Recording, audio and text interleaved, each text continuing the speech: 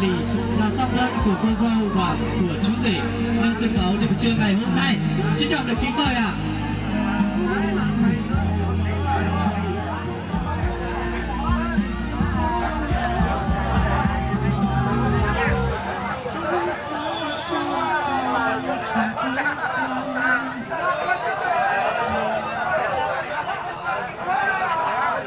Vâng, kính thưa quý vị khách quý trân trọng và thân mến. Vâng, người ta thường hay nói rằng tình yêu là quả đắm say, kết tinh của những tháng ngày ước mơ. Trai khôn dựng vợ, gái lớn gả chồng, cho năm tháng rời tơ hồng kết duyên, để rồi gắn kết bền lâu. Hôm nay kết duyên vợ chồng, hôm nay làm lễ tơ hồng. Chúc cho tình chồng nghĩa vợ bền lâu, chúc cho bên rể bên dâu, chúc cho hai họ về lâu và về dài, chúc cho nội ngoại cả hai trong niềm hạnh phúc tương lai lâu bền. Và chúc cho cô dâu và chú rể sang năm em bé con gái, anh bồng con trai, để rồi cái mồm cái mắt cái tai giống hệt bố nó chẳng sai tí nào. Bà là da trắng nón trắng nà, tính tình thì phải giống bà giống ông. Và kính thưa quý vị khách quý thân mến, vâng, vào ngày hôm nay ngày 16 tháng 4 năm 2023, tức ngày 26 tháng 2 âm lịch, được sự chấp thuận của chính quyền địa phương, được sự đồng thuận của hai bên gia đình, được sự đẹp lòng của cô dâu và chú rể, và được sự yêu quý của quý vị khách quý ngày hôm nay đã có chút thời gian vàng ngọc đến mừng hạnh phúc cho chú rể Vàng Súa và cô dâu Thảo Rùa trong buổi trưa ngày hôm nay, thì cho phép MC thay mặt cho những người làm chương trình cũng như biên ban tổ chức xin trân trọng được tuyên bố đại lễ tình hôn của chú rể Vàng Súa sánh duyên cùng cô dâu Thảo Rùa xin được chính thức bắt đầu.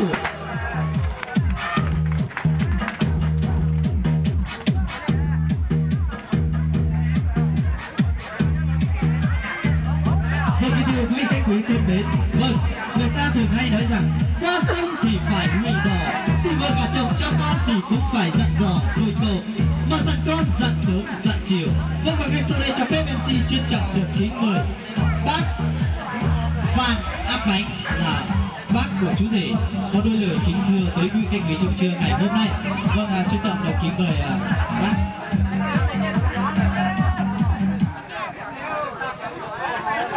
Trân trọng được kính mời vị đại diện của gia đình họ nhà trai có đôi lời kính thưa tới quý vị.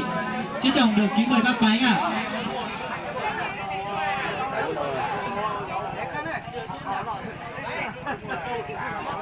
Vâng, trân trọng được kính mời quý vị và một tràng pháo tay thật là lớn cho vị đại diện của gia đình hai bên ạ.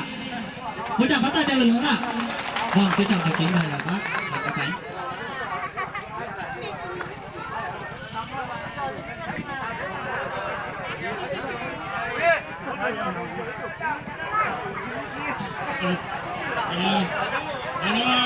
Cái tí thôi giờ cái này cái cháu này cũng thứ hai cái tuổi là cũng được trai này tôi từ nay tôi từ sáng thì sẽ đi báo suốt là con tôi rồi thì một cái cháu cái này cái cháu cái gì cái tí thôi gì này ta chơi mà ta còn chơi chỉ phải một tôi mình phải dây chủ chứ từ là cái cháu thứ hai cháu cái nhiều các cái tiền đâu thì tiền tới dây chủ là cái nhà xã tôi và những ma số tại cái con là tôi ta sao để kể trong nó được kể trong cái mà cháu nó được sớm tôi kính mời quý vị đại biểu quý vị khách quý rất là cảm ơn bên chị hôm nay có lễ thành hôn của hai cháu gia đình của chú Chi và Thảo Bá thì hôm nay tổ chức cho hai cháu rất là cảm ơn các quý vị đại biểu quý vị khách quý lãnh đạo lực lượng vũ trang đứng trên gia đình và xin cảm ơn mọi người.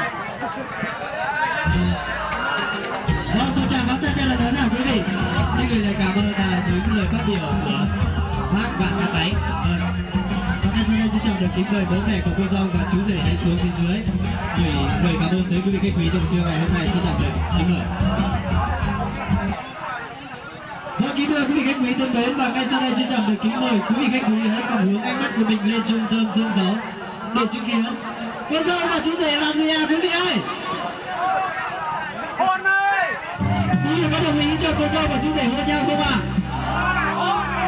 Vâng, nhà thơ Xuân Diệu có viết rằng anh muốn làm sóng biếc, hôn bãi cát vàng em, hôn thật khẽ thật, hôn đêm đêm mãi mãi, hôn đi rồi hôn lại, cho tan cả đất trời, hôn không thôi rào rạt đúng không thưa quý vị? Vâng ạ, xin mời cô dâu và chú rể hãy đứng ở dưới trung tâm sân khấu để mọi người có thể được chứng kiến nụ hôn nồng nàn nồng cháy nhất cô dâu và chú rể sẽ dành tặng cho nhau trong buổi trưa ngày hôm nay. Vâng, xin hỏi chú rể có run không ạ? Chú rể nói gì đi ạ? Vâng ạ, chú rể cảm động quá không nói nên lời quý vị ạ. Vâng, và ngay sau đây, trân trọng được kính mời chú rể quay về phía cô dâu 37 độ Nam ạ. Trân trọng được. Vâng, cô dâu phía chú rể 35 độ 7 ạ. Hai bạn hãy quay về phía nhau. Alo. Vâng, tay của cô dâu sẽ đặt lên chỗ cứng nhất của chú rể. Đó chính là bờ vai đúng không ạ? Mời cô dâu ạ. Đặt lên đây, MC đặt mất bây giờ. Cả hai tay. Tay của chú rể đặt vào đâu ạ quý vị? Vâng. Để chú rể muốn đặt vào đâu thì tùy vợ của chú rể đúng không ạ? Vâng ạ. Khi hôn hai bạn phải nhớ một điều rằng cơ thể phải thả lỏng, mắt nhắm mờ, không được cắn chặt môi. Vâng ạ, các bạn trẻ nhỏ dưới 15 tuổi được phép nhìn chứ không được học theo được không ạ? Vâng ạ, và quý vị cùng đến với MC được không ạ? Từ 1 đến 3 thì hôn, 3 trở lại 1 thì kết thúc được không ạ? Quý vị, 1 2 3 3 2 1. Vâng ạ, gửi lời chúc mừng hạnh phúc đến em. Chúc em trăm năm hạnh phúc, trăm năm tình viên mãn, bạc đầu nhớ phiêu thê, sớm sinh quý tử, con rồng cháu tiên. Vâng, và ngay sau đây được tiếng mời hai bạn trở về vị trí tuyệt vời nhất của mình, tập những ly rượu gửi lời cảm ơn tới quý vị khách quý trong buổi trưa ngày hôm nay. Vâng, và một lần nữa xin gửi lời chúc mừng hạnh phúc. Vâng, và quý vị khách quý trân trọng và thân mến, vâng, chương trình âm nhạc của chúng ta sẽ được tiếp tục trong một ít phút thời gian nữa quý vị ạ.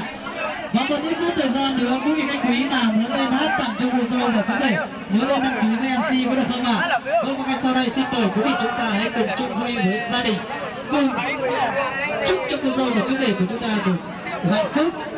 Xin mời quý vị, chúc quý vị có một buổi trưa thật vui vẻ và